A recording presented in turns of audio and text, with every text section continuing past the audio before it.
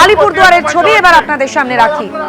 আলিপুরদুয়ারে ভারী বৃষ্টি, জলের তোড়ে ভেসে গেল গোবরজ্যোতি নদীর ব্রিজ। দেখতেই পাচ্ছেন আলিপুরদুয়ারের ছবি, একেবারে রাস্তার একাংশ সেখানটা যেমন ভেঙে পড়েছে, অন্যদিকে ভেসে গেছে গোবরজ্যোতি নদীর ব্রিজ। মেরামতির জন্য তৈরি ডাইভারশন। আলিপুরদুয়ারের জয়ঘাট বিবাড়ি এলাকায় ব্যাহত হয়েছে যান চলাচল।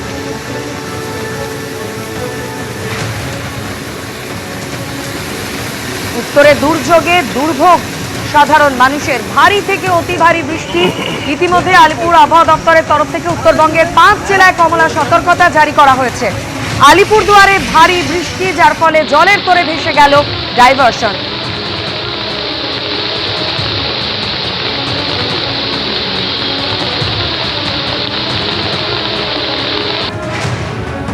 এবার নাগরাঘাটার ছবি আপনারা দেখতে পাচ্ছেন। পাহাড়ে ভারী বৃষ্টির আগে সতর্কতা জারি।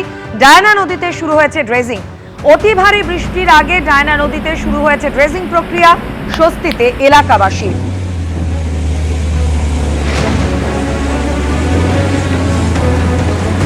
ভুটান, দার্জিলিং এবং সিকিম পাহাড়ে টানা ভারী বৃষ্টির জেরে সতর্কতা জারি করা হয়েছে।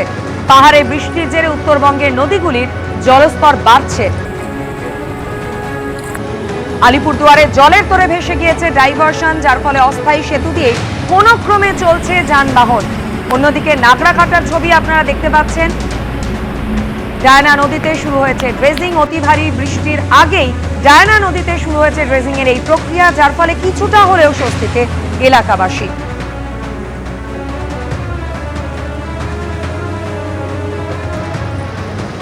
অন্যদিকে কিছুক্ষণ আগেই যে ভয়াবহ ছবি আপনাদের সামনে রেখেছিলাম, শিলিগুড়ি মিরিক রোডে এভাবেই ধস নেমেছে। গয়াবাড়ি চা বাগানের কাছে রাস্তায় ধসে পড়েছে মাটি, বড় পাথরের চাই। ইতিমধ্যে প্রশাসনের তরফ থেকে রাস্তা ধস সরিয়ে পরিষ্কার করার কাজ শুরু করা হয়েছে, কিন্তু এখনো পরিস্থিতি স্বাভাবিক নয়। প্রভাব পড়েছে যান চলাচলের উপর।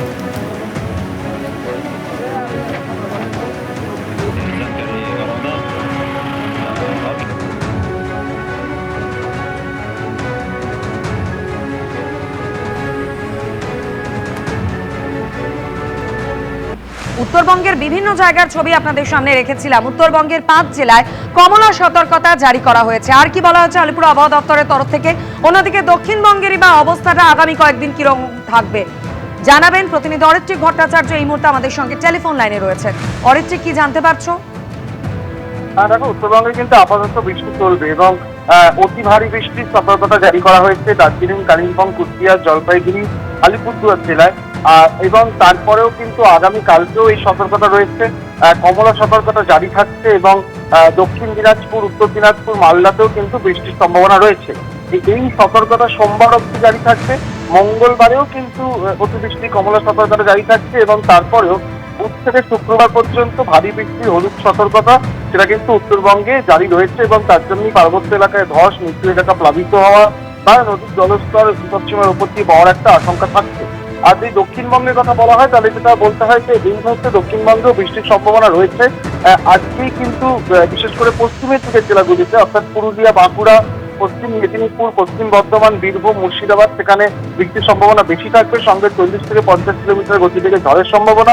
বাকি জেলাগুলোতেও কিন্তু 30 থেকে 40 কিলোমিটার থেকে ঝড় এবং বজ্রবিদ্যুতের সম্ভাবনা রয়েছে। সোমবার এবং মঙ্গলবার অর্থাৎ আগামী দুদিন দক্ষিণবঙ্গে বৃষ্টির সম্ভাবনা কিছুটা বাড়বে।